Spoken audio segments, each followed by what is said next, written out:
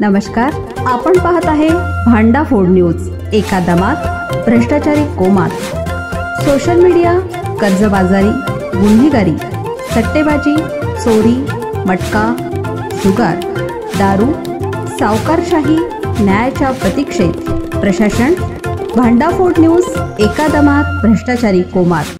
विद्युत तारेचा स्पर्श जीवावर बेतला। नवी दानवाड येथील तरुण शेतमजुराचा जागीच मृत्यू। शिरूर तालुक्यातील नवी दानवाड येथील घटना। शिरूर तालुक्यातील नवी दानवाड इथे एका तरुण शेतमजुराचा विद्युत तारेचा धक्का लागून मृत्यू झाल्याची दुर्दैवी घटना घडली।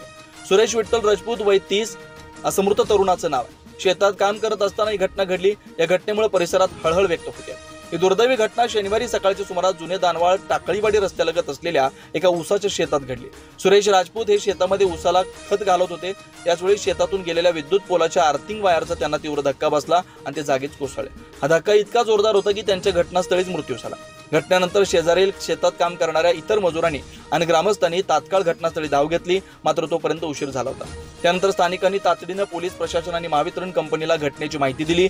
या अपघातानंतर परिसरात मोठी गर्दी जमली होती। सुरेश यांच्या अकाली निधनानं राजपूत कुटुंबावर दुःखाचा डोंगर कोसळलाय। त्यांच्या मृतदेहाचं शवविच्छेदन कुरुंदवाड येथील प्राथमिक रुग्णालयात करण्यात येत आहे।